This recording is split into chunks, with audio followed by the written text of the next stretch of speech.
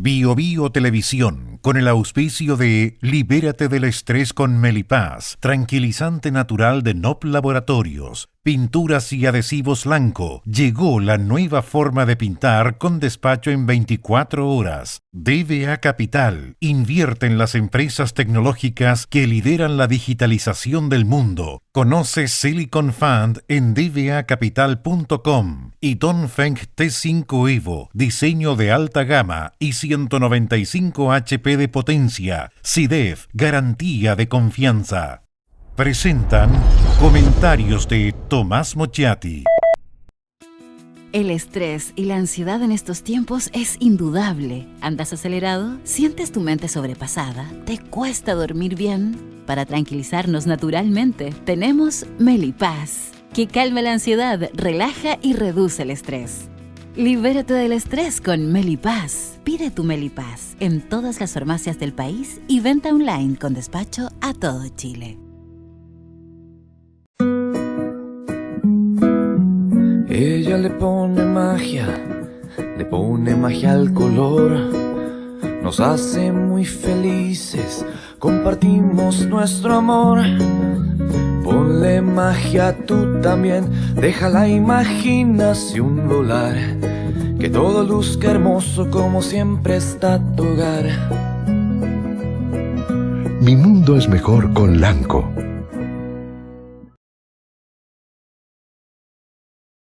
Nunca antes en la historia se había generado tanta información como hoy. Nuestro día a día se está transformando gracias a los avances de la tecnología y la digitalización. Un solo smartphone es más potente que las computadoras que llevaron al humano por primera vez a la Luna.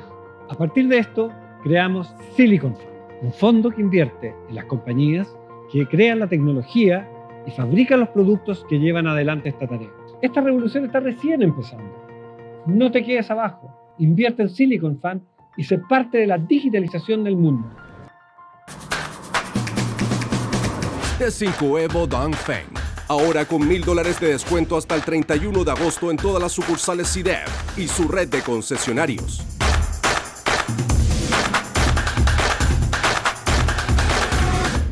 SIDEF, garantía de confianza.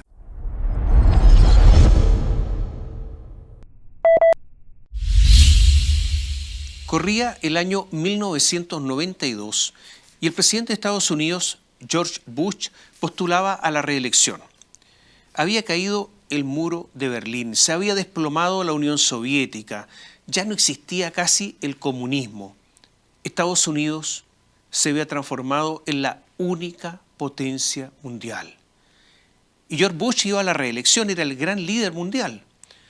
Bush tenía la elección ganada. Se había terminado la Guerra Fría, había ganado la Guerra del Golfo Pérsico.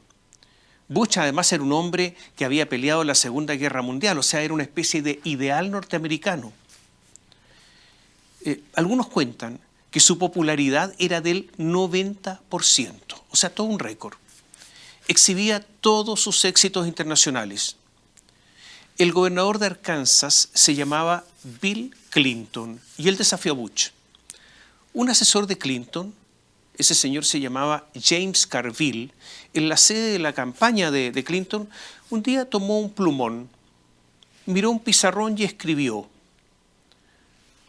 cambio versus más de lo mismo. La economía, estúpido. No olvidar el tema de la salud. La frase que se transformó en ¿es la economía estúpido?, se transformó en el eslogan de campaña.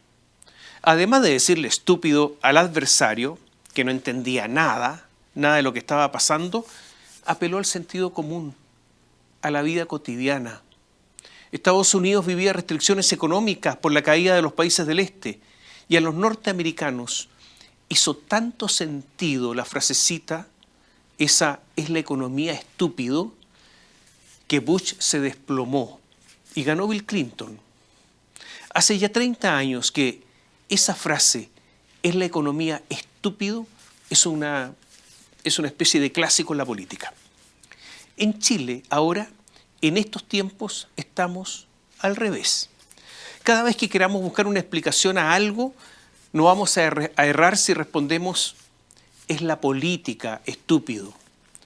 Porque ocurre que en Chile, a quienes nos gobiernan, la élite que nos gobierna, la economía no importa. De hecho, la clase gobernante dijo que tendríamos que pagar costos económicos para instalar su modelo.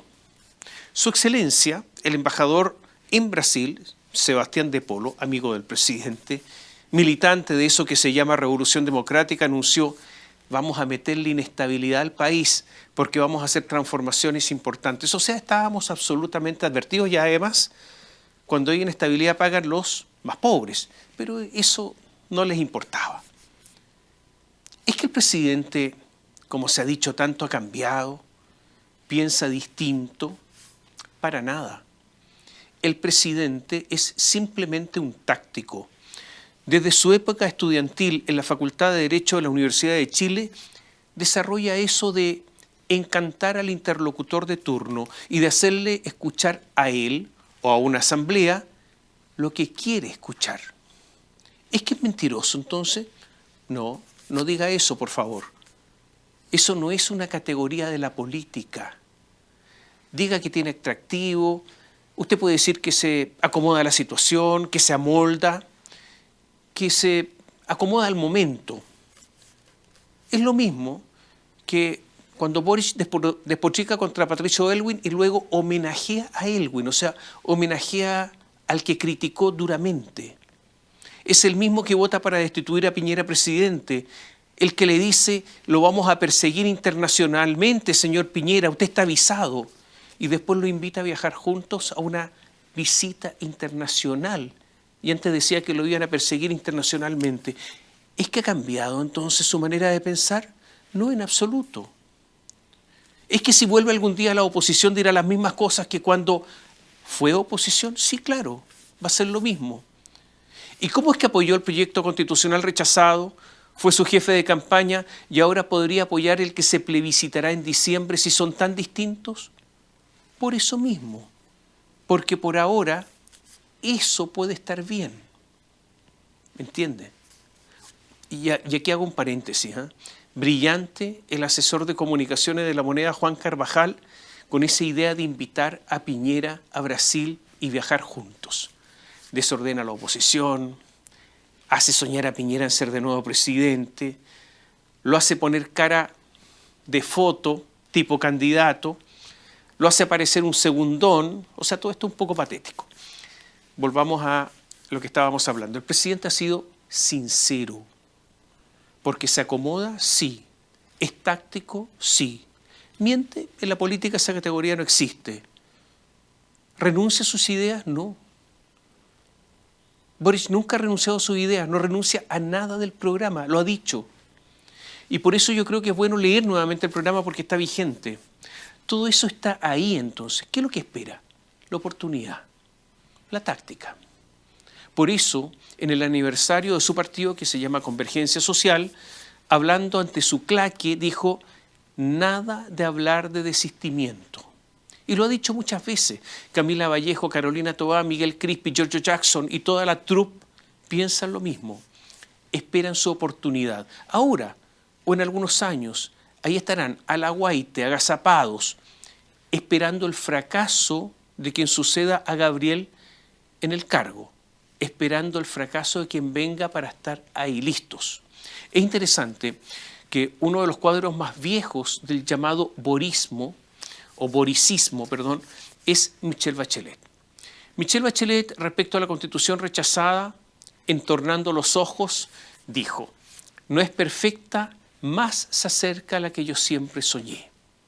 Es la misma Michelle Bachelet que ahora dijo que lo que ella, o ellos, pero lo que ella quiere es una constitución, la de ahora, habilitante. ¿Pero qué significa habilitante? ¿Usted entiende qué es eso? Es muy simple. Una constitución que tenga las posibilidades, los forados, las interpretaciones, las expansiones que habilite aplicar el programa. El de Boric. Es notable cómo la clase política, estos cabezones, los que piensan, pasen por alto asuntos tan gruesos. Un atisbo muy evidente lo dio el recién estrenado ministro de Educación Nicolás Cataldo. ¿Quién es Cataldo? Un militante disciplinado del Partido Comunista, un peón, un obediente, un hombre de doctrina, de esos que decidió en algún momento destinar su vida al partido, que no tiene otro horizonte. Ahí está su marco. Fiel a la doctrina del marxismo-leninismo, porque eso lo dicen los estatutos del Partido Comunista Chileno, espera siempre que entre tanta tesis, antítesis, síntesis, en algún momento se dé la dictadura del proletariado. Yo sé que a estas alturas del siglo XXI suena tonto eso de la dictadura del proletariado, suena retrógrado, pero ahí está. Cataldo es amable, es simpático, es cercano, es llano, es afable, tiene un trato terciopelado, tiene incluso cierto humor, pero detrás de esa apariencia está lo otro, están sus convicciones. Porque el Partido Comunista Chileno nunca ha excluido recurrir a la violencia porque esa la justifica y la sigue justificando, por ejemplo, con lo ocurrido el 18 de octubre de 2019. A propósito, ahora, del llamado de jóvenes a evadir el pago del metro, recuerden que así comenzó el estallido social, Cataldo, el amable, el simpático, dijo que la evasión de hoy se produce en contextos muy distintos a los de 2019. O sea, para Cataldo, el afable, la evasión que fue con violencia se justifica en algunos casos. Por ejemplo, cuando ellos son oposición. ¿Se da usted cuenta que nada ha cambiado? ¿Que siguen pensando igual y que Cataldo Dixit haría lo mismo en determinadas circunstancias que ellos son los que van a calificar? La derrota en el plebiscito del proyecto constitucional de la Convención de Atri y de Baza es solo entonces por ahora. Y además, en algún momento se dijo que ese rechazo no era culpa del proyecto constitucional, sino de la gente. ¿Quién lo dijo? Gabriel Boric. Estamos demasiado adelantados a nuestra época. O sea, tenemos razón, pero los chilenos están atrasados. Ya entenderán. Y si tenemos la razón, no hay ninguna razón no hay ninguna posibilidad de renunciar a todo esto porque es lo que hay que hacer. O sea, solo hay que esperar. Es por eso que cuando en estas columnas hablamos de economía, de ahorro, de inversión, de crecimiento, de caída de las exportaciones, de la salida de capitales, de la caída en el poder adquisitivo de los chilenos, nosotros somos los estúpidos, los que no entendemos lo que esta élite quiere. O por lo menos eso piensan ellos, que somos estúpidos, porque en el análisis la economía no entra, solo importa la política. Pero como esta columna está hecha para la gente, la estupidez es solo la consideración de esa élite que gobierna. Y solo porque importa la política es que el ministro Mario Marcel cuenta poco. Aunque él cree que cuenta mucho, claro. Pero eso es cosa de él. Es el ministro de Hacienda más débil desde el retorno a la democracia. Es el menos relevante. Posiblemente, pero en otras circunstancias tan poco relevante como Nicolás Izaguirre. Porque en ese tiempo había sí una razón. La economía era muy importante, no como ahora. Pero ocurre que Ricardo Lagos, en los hechos, era a la vez presidente y ministro de Hacienda. Lo que ya se sabía en esa época ha quedado corroborado por el papel soso que ha jugado Izaguirre después de esa época. En la columna anterior dijimos que el cambio de gabinete significó poco o nada. Significó una cosa. Significó la reafirmación del programa, que hoy renuncia a nada. Y eso es todo. Sigue Gabriel Boric con un gabinete de incondicionales, con un PPD inexistente y un Partido Socialista incómodo, pero que sirve a sus militantes funcionarios públicos. Ahí está, el PS pagando costos. Y a propósito del gabinete, usted sabe que demasiados curas quieren ser papa y demasiados políticos quieren ser presidente. La ambición está en la naturaleza humana. En el gabinete hay 4 que se cuidan, calculan, intentan ganar espacios, huelen el ambiente, otean el horizonte. En el gabinete hay 4 que sueñan con la presidencia de la República y además están en eso, trabajando para eso. Carolina Toá, Álvaro Elizalde, Camila Vallejo y Janet Jara. Nadie del Frente Amplio. Algunos dicen que es la trampa para que se quemen porque dan por perdida la próxima presidencial. La élite gobernante ha resuelto que las cosas comienzan ahora, con ellos, y que el pasado poco importa. No sirve el pasado para el futuro, para su futuro. Por eso, Gabriel Boric, cuando llegó al Palacio de la Moneda, pensó en retirar, sacar, echar a otra parte, el cuadro de Bernardo O'Higgins, el que está en el despacho presidencial. Y sin ningún empacho, sin pudor, con desvergüenza, confesó su ignorancia y dijo que ¿lo saco o no lo saco? Entonces dijo, todo esto lo confesó, dice, voy a saber más de él. Y cuando empezó a saber más de él, decidió dejar la obra pictórica donde estaba, en el despacho presidencial. Porque lo que importa es el proyecto, de nuevo. Lo que importa es la política. Da lo mismo O'Higgins. Da lo mismo no saber de historia. Y da lo mismo decir que no se sabe. A menos que él, o sea, O'Higgins, sirva o sea utilizado para el proyecto político. Por todo lo que hemos dicho en el escándalo de las fundaciones, que son robos, que son fraudes, que son delitos, los llamados de cuello y corbata. Pero de nuevo, ese asunto de las fundaciones no es un asunto económico, es un asunto, insisto, político. Es lo que intentaron aplicar con las enseñanzas explícitas del español Íñigo Errejón, de la izquierda española. Ante el desprestigio de los partidos políticos, ¿cuál es la solución? La solución son las fundaciones, esas fundaciones.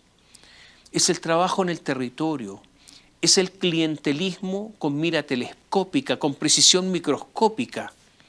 Es, según dice Errejón, que ante la perspectiva de perder las elecciones es necesario, y esto es textual, dejar sembrado instituciones populares que resistan y, por cierto, donde refugiarse cuando gobierne el adversario.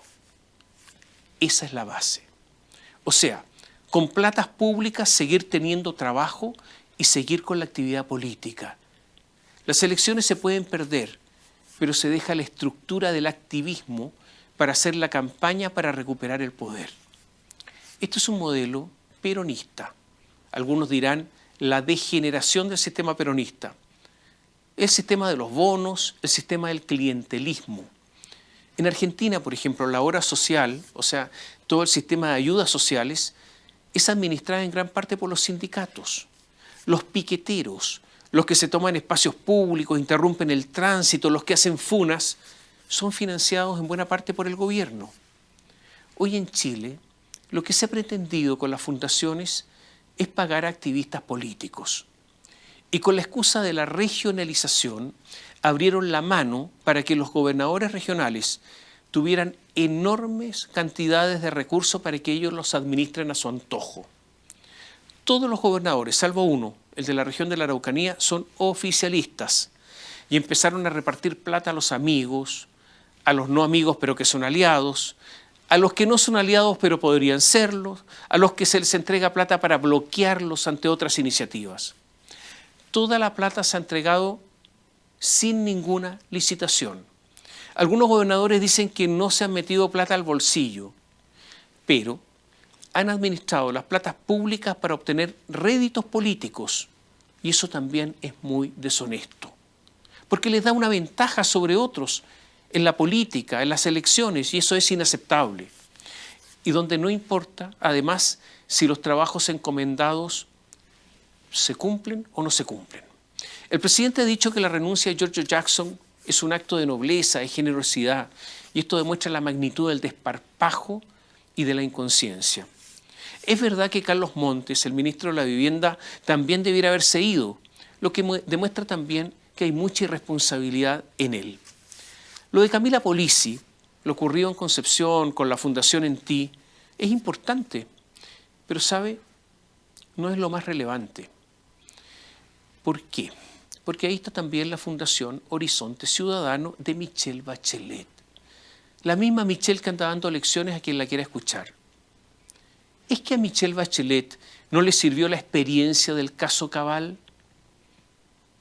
Repito, no le sirvió la experiencia del caso Cabal, que tiene demasiadas aristas que nunca se conocieron. En Horizonte Ciudadano está la infaltable Analía Uriarte y la ex jefe de prensa de Bachelet cuando gobernaba, Aide Rojas. Y ahí lucra la amiga personal de Bachelet, María Estela Ortiz. Y ahí está Juan José Parada, hijo de Estela Ortiz. Todo en familia, todo con platas públicas, todo bajo el amparo de la Fundación Presidencial. Y hay otras personas que trabajan en la Fundación y reciben un segundo sueldo gracias a la generosidad de la Gobernación del Biobío. ¿Cuándo se van a cansar, perdone que use esta palabra, cuándo se van a cabrear de lucrar con el dinero de los chilenos? Michelle Bachelet es una persona que tiene muchos recursos personales. ¿Hasta cuándo Michelle Bachelet sigue con estos? ¿Cómo se llama el programa en la región del Biobío de la Fundación Horizonte Ciudadano de Michelle Bachelet? Se llama así: Niños, Niñas y Adolescentes, Voces del Biobío para Vivir sin Violencia. Además está decir que los trabajos están absolutamente atrasados, que no están cumpliendo. Pero mire, estuve mirando el detalle de lo que está haciendo Horizonte Ciudadano y algunas cifras desagregadas. Creación e instalación de equipos gestores. Creación e instalación de equipos gestores. ¿Sabe cuánto vale eso? 12.870.000 pesos la instalación. Diseño de la distribución territorial según criterios territorio urbano, rural y densidad poblacional. ¿Sabe cuánto vale el diseño? 10.100.000 pesos. Desarrollo de reuniones de seguimiento y análisis del proceso. ¿Sabe cuánto valen las reuniones? 102 millones de pesos. Sistematización de los resultados de la toma de decisiones. ¿Sabe cuánto vale la sistematización? 20.300.000 pesos. Jornadas con niñas, adolescentes, con estándares de participación en al menos 10 municipios. ¿Sabe cuánto valen esas jornadas? 63.500.000 pesos. ¿Sabe? No quiero seguir. Yo me pregunto, el Consejo de Defensa del Estado, un organismo que sea politizado, ¿va a tener barreras para presentar querellas o no? En los últimos días había una discusión pública entre la Contraloría y el Consejo de Auditoría del Estado. ¿Cuál es la controversia? La controversia es la siguiente. El Contralor General de la República dice que ese Consejo de Auditoría es un órgano de control del gobierno. ¿De control de qué? Del gasto. El gobierno de Boric sostiene que el Consejo de Auditoría no es un órgano de control. Pero todo esto es increíble. O sea, el gobierno está como la desesperada porque no quiere aceptar su responsabilidad sobre la dilapidación de las plata. Pero, ¿qué significa Consejo de Auditoría? ¿Qué significa auditoría? Auditoría significa revisión sistemática de una actividad o de una situación para evaluar el cumplimiento de las reglas o criterios objetivos a que aquellas deben someterse. O sea, ¿qué es lo que es una auditoría? Todos lo sabemos, una fiscalización. Y el gobierno está diciendo que el Consejo de Auditoría no debe fiscalizar nada. Hay un trío que forma parte del Consejo de Auditoría. Macarena Lobos, Javiera Martínez, directora de Presupuestos de Revolución Democrática, y Heidi Berner, que es la subsecretaria de Hacienda. Estas tres señoras o señoritas nunca se reunieron. El Consejo de Auditoría nunca funcionó. Les pagaron y no trabajaron. Pero el presidente no las despide. Siguen igual. Y se transforma entonces el presidente en un encubridor. Y los otros miembros de ese consejo, el presidente nunca los nombró. Entonces, ¿qué ocurría? No se reunían y existe una señora que se llama Daniela Caldana, que es la secretaria ejecutiva del consejo, y rebajó los criterios de fiscalización, impidiendo además que se informara de qué, de las platas que se entregaban a las fundaciones, de los conflictos de interés y de otras cosas. La señora Caldana fue a la Cámara de Diputados porque la citaron y justificó la rebaja en la fiscalización en el costo de horas hombre. Mire, con todo respeto, Boric debiera despedirlos a todos, pero no lo va a hacer porque, de nuevo, nos equivocamos nosotros. Esto no es económico, esto es político, esto es un proyecto político. Y el caiga quien caiga es falso. Lo cierto es que se está mostrando un estándar ético bien miserable. De más está decir que el Frente Amplio con sus parlamentarios apoya esta idea de que el Consejo de Auditoría no es para auditar. Es todo muy triste. Lo del Contralor tampoco es para alegrarse. El Contralor falló en todo. Dice que hicieron cientos de auditorías, cientos, y no encontraron nada. O sea, la Contraloría no funciona. El día jueves, 24 de agosto, leo en el Diario Oficial, se publica una ley, la 21.599, artículo 4, le suben el sueldo al Contralor en un 13%. Gracias por el favor concedido de haber dicho. Susana Herrera. Susana Herrera fue despedida como embajadora en el Reino Unido. Cuando presentó sus cartas credenciales, la verdad es que llamó la atención.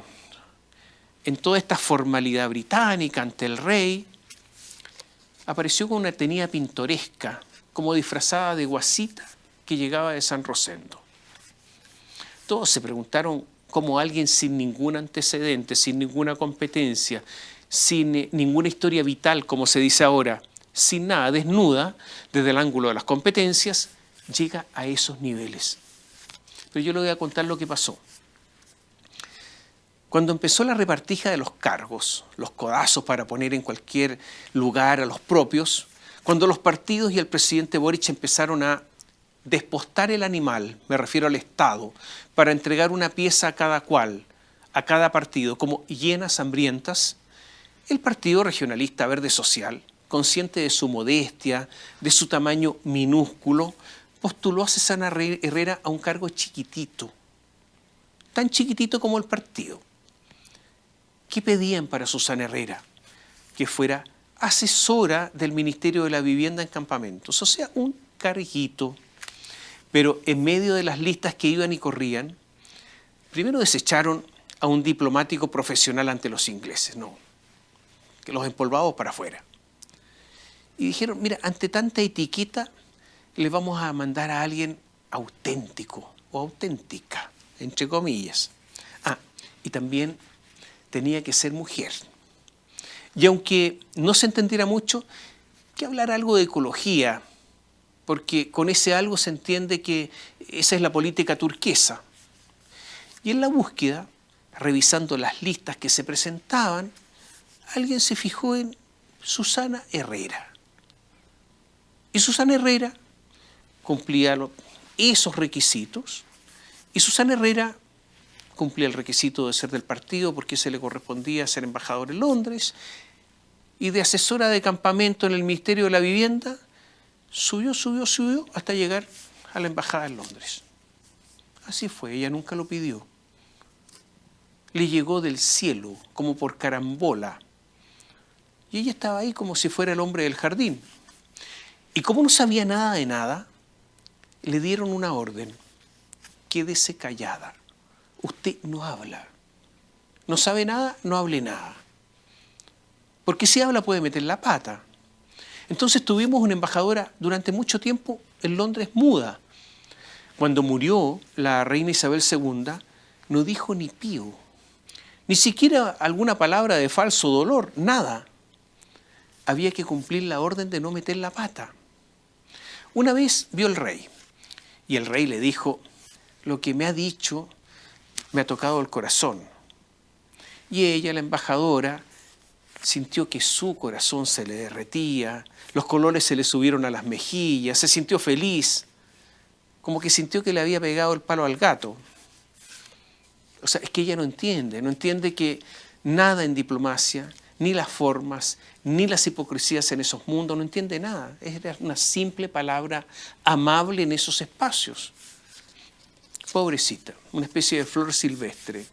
Y su defensa, ahora cuando estaba la polémica, fue la frase del rey Carlos. O sea, metió en su defensa al rey, demasiada torpeza. Nos hicieron creer que el rey estaba sumamente, por ejemplo, ella quería decir que estaba sumamente interesado en Santa Juana. Lo más probable es que el interés era de ella, candidata fracasada a diputada y a la Convención Constitucional, 2 veces candidata perdedora. Es que estaba comenzando una nueva campaña, pasando el platillo a privados y de nuevo también al Estado, o sea, quería basar su campaña en platas públicas. Pero de nuevo, repitamos que ella solo pretendía asesorar unos campamentos y de repente escaló hasta allá. Ahora, para ser justos, es una costumbre de este gobierno. Boric nombró a Bárbara Figueroa, la expresidenta de la CUT, la buena para el garabato, embajadora en Argentina. Y a ella también la tienen harto callada. Y nombró a Sebastián de Polo en Brasil, cuyo mérito es ser amigo del presidente y haber perdido la elección a gobernador por Santiago. Y nombró también a su amigo Javier Velasco en España, el hombre de las fotos comprometedoras en el auto oficial junto a su polola. Y nombró a Paula Narváez como embajadora de la ONU por los favores otorgados. Y nombró a otro amigo, Sebastián Krajewicz, en la OEA. O sea, es una especie de costumbre bajo este gobierno. El Tribunal Constitucional rechazó esta semana el requerimiento de inconstitucionalidad interpuesto en contra de la llamada Comisión Asesora contra la Desinformación, impulsada por la ministra secretaria general de Gobierno, Camila Vallejo. Esa comisión la dirige Aysén Echeverry. La ministra Aysén Echeverry es ministra de Ciencias. La verdad es que la desinformación, que es un asunto de contenidos, no tiene nada que ver con su cartera, con la de Ciencia. El Tribunal Constitucional tiene mayoría oficialista desde que Gabriel Boric nombró a 2 ministras que poco y nada saben de derecho constitucional, una verdadera vergüenza. Se trata de Nancy Yáñez, que inmediatamente nombrada en forma insólita se transformó en presidenta del tribunal, y Daniela Mansi. O sea, lo mismo que criticaba cuando era opositor, Boric no tuvo ningún empacho en hacerlo. Usted ahora debe escuchar que en el oficialismo no hay ninguna crítica al tribunal. Eso de la tercera sala, eso se acabó. Porque todo esto, ¿sabe?, es puro cálculo. Accionar contra el gobierno en ese tribunal constitucional, es como jugar de visita. Ahora, esto también lo hizo Sebastián Piñera cuando nombró a su colaboradora María Luisa Bram. Pero de esta manera, lo que ocurre es que se sigue demoliendo la institucionalidad. El requerimiento lo había presentado ¿quién? El Senado. Y ocurre que el Consejo de Defensa del Estado, que también está politizado, también está en demolición, representó al gobierno ante el tribunal. O sea, fue la contraparte, estuvo en contra del Senado, que también es Estado, un poder del Estado, ni más ni menos. Entonces, así se destruye la institucionalidad, porque el Consejo de Defensa del Estado no puede estar contra el Estado. Aquí no hay prudencia, yo diría tampoco hay pudor. La señora Camila Vallejo, que ha impulsado esta comisión de la verdad, está muy preocupada de las noticias falsas. Habla siempre, a cada rato, de este asunto. Yo quiero recordar una historia, ahora que se cumplen 50 años del golpe de Estado. El general Carlos Prats estuvo al mando del ejército hasta el 23 de agosto de 1973, hasta pocos días antes del golpe, y le sucedió el general Augusto Pinochet. El general Prats tuvo que irse de Chile. Se fue al exilio en Buenos Aires, donde tuvo que trabajar para sobrevivir. El 28 de septiembre de 1974, el general Prats y su esposa Sofía Cuthbert llegaban a su casa en calle Malavia 3305 en Buenos Aires. Los servicios secretos del general Pinochet habían colocado una bomba bajo su auto, un Fiat 125. Llegaban a su casa y hubo una explosión enorme. Prats y su esposa murieron de inmediato. La bomba fue accionada por un control remoto y el botón fue apretado por el agente Michael Townley. A su lado estaba su esposa Mariana Callejas. El general Pinochet había matado a su antecesor. Una verdadera vergüenza para el ejército chileno. Pasó el tiempo y el Partido Comunista Chileno decidió en forma perversa aprovecharse del asesinato del general Prats. Eduardo Labarca, un talentoso periodista chileno, comunista en esa época, trabajaba en Moscú, se había exiliado en Moscú y trabajaba en Radio Moscú en un programa que se llamaba Escucha Chile. Los que ahí trabajaban eran unos privilegiados. ¿Por qué? Porque, por ejemplo, podían llamar por teléfono a cualquier parte del mundo, algo que los rusos no podían hacer bajo esa dictadura. A Labarca le pagaban en rublos, la moneda rusa, por nota, y ganaba plata, había poco que comprar, trabajaba ahí. Ahora, se rumoreaba, lo cuenta él, que si alguien caía en desgracia, bueno, tenía que ir a paliar nieve en las noches de las calles moscovitas porque había caído en desgracia. Porque ahí estaba la nomenclatura comunista, vertical, hasta el Politburó. Un día, a Labarca le entregaron un texto. Échale una mirada, le dicen, échale una mirada a esto. Y ese texto eran las memorias del general Carlos Prats. Labarca se dio cuenta de inmediato que eran unas memorias falsas. Porque aparecía un Prats comunista, maoísta, revolucionario, un incendiario. O sea, era un asunto burdo, torpe, algo escrito por un borrico. Entonces, Eduardo Labarca dice, no, esto no sirve para nada. No sirven. Prats no era así. Ah, ¿no? Entonces las vas a hacer tú. Labarca dijo, no, yo tengo mucho que hacer, trabajo en la radio. Es que ya no tienes nada que hacer, porque ya no trabajas en la radio. Esta es una versión. Hay otra versión que indica que Eduardo Labarca creyó que esto fortalecía la figura de Prats y simplemente aceptó la operación de inteligencia del comunismo chileno. Entonces escribió, redactó las memorias falsas. Pasó el tiempo y un día le dicen, Eduardo, ¿qué te parece esto? Eran las memorias falsas de Prats que él había escrito, pero ahora estaban escritas con la letra calígrafa de Prats, totalmente falsificada esa letra por un experto calígrafo del servicio secreto de la KGB. Como en todo servicio secreto siempre habrá un superagente 86. Y Labarca ve esto y dice, esto no sirve para nada, pero ¿cómo si las escribiste tú? El experto calígrafo de la KGB no sabía castellano. Y cada vez que terminaba un reglón y había que separar una palabra con un guión, lo separaba mal porque no sabía castellano.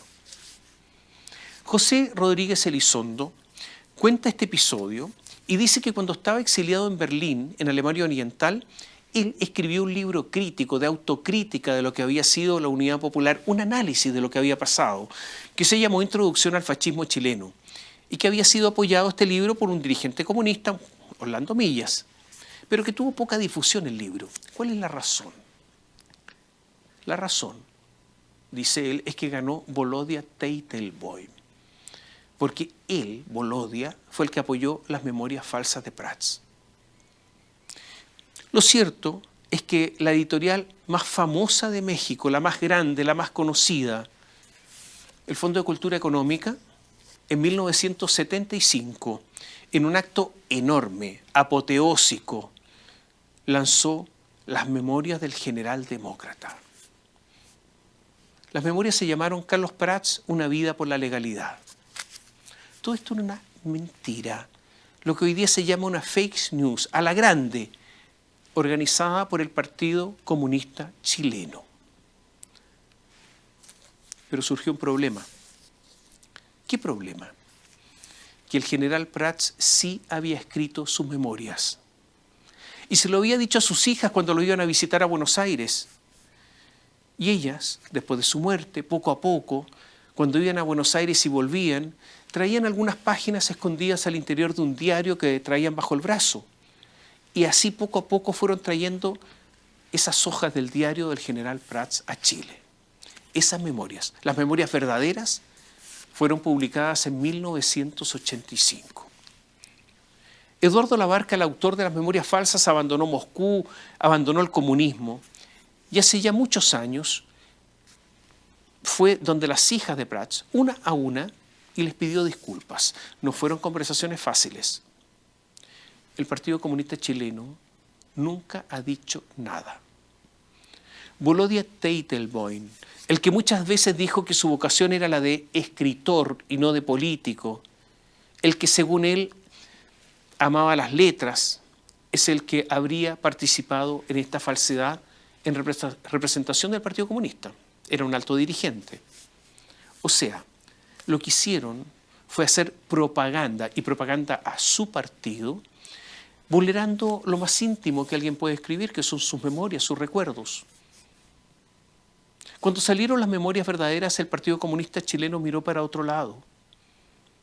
O sea, miraron para otro lado sin enfrentar ni pedir disculpas por su canallada. Porque si no hubiese habido memorias verdaderas, las falsas se considerarían hasta hoy las auténticas. Nunca el Partido Comunista ha dicho una palabra, nunca una disculpa, nunca un reconocimiento, nunca nada. De Camila Vallejo, la señora ministra, tan preocupada de la verdad, tan preocupada, ella lo dice, de las noticias falsas, nunca se ha escuchado nada. De esta noticia falsa que tiene páginas y páginas, nada, pura hipocresía. Porque no es cierta su preocupación.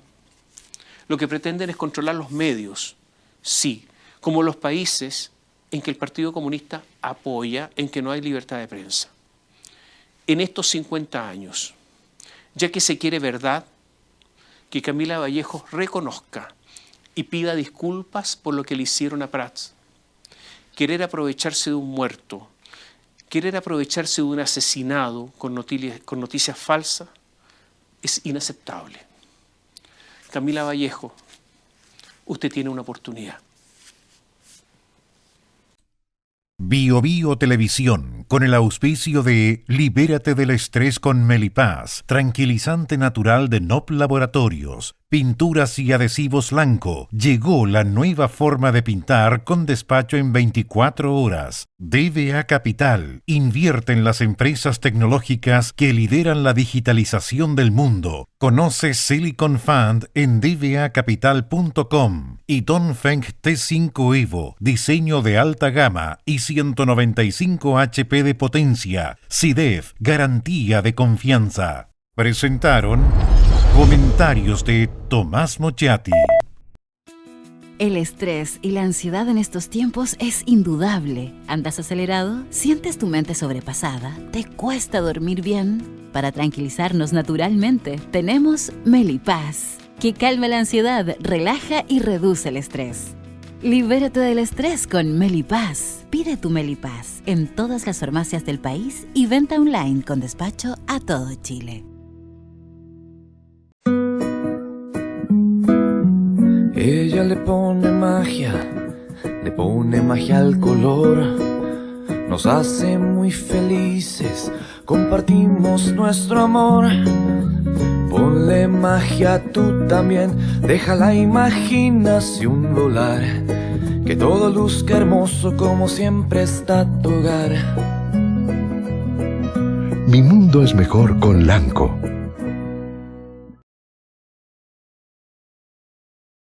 Nunca antes en la historia se había generado tanta información como hoy. Nuestro día a día se está transformando gracias a los avances de la tecnología y la digitalización. Un solo smartphone es más potente que las computadoras que llevaron al humano por primera vez a la Luna.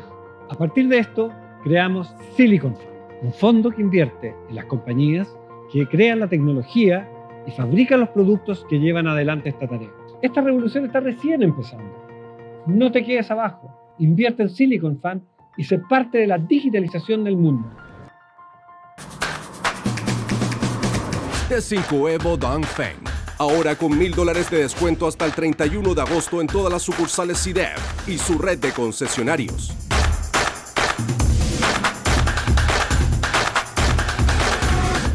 CIDEV, garantía de confianza.